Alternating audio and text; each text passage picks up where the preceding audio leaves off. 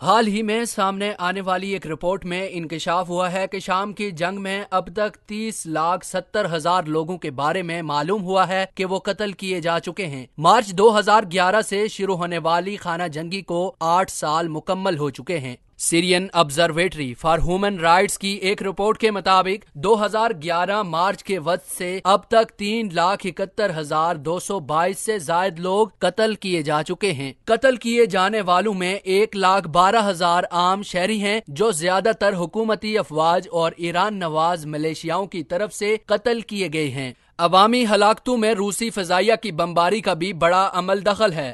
عوامی ہلاکتوں میں خواتین اور بچوں کا بڑا حصہ شامل ہے۔ رپورٹ کے مطابق قتل ہونے والے بچوں کی تعداد 21,000 ہے، جبکہ قتل ہونے والی خواتین کی تعداد 13,000 سے زائد ہے، جو انتہائی افسوسناک ہے۔ 2011 کو شام میں پرامن مظاہرے شروع ہوئے تھے جن کا مقصد حکومت سے اصلاحات کا مطالبہ تھا، لیکن جنگی جنون میں مبتلا حکومت نے روایتی ہٹ درمی کا مظاہرہ کرتے ہوئے پرامن مظاہرین کو بری طرح سے کچلنا شروع کیا، جس پر فوج کے ایک حصے نے حکومت کے خلاف بغاوت شروع کی اور وقت کے ساتھ ساتھ یہ جنگ کی صورت اختیار کر گئی اور پھیلتی گئی، جو آج 9ویں سال میں داخل ہو چکی ہے۔ سیرین آبزرویٹری فار ہیومن رائٹس کو حاصل ہونے والی معلومات کے مطابق 1,50,000 حکومتی فورسز اور ان کے حمایت یافتہ فرقہ وارانہ ملیشیاؤں کے جنگجو اس جنگ کا ایندھن بن کر ہلاک ہو چکے ہیں۔ ان ملیشیاؤں میں افغانستان اور پاکستان سے ایرانی سرپرستی میں شام جا کر لڑنے والے شیعہ جنگجو بھی شامل ہیں۔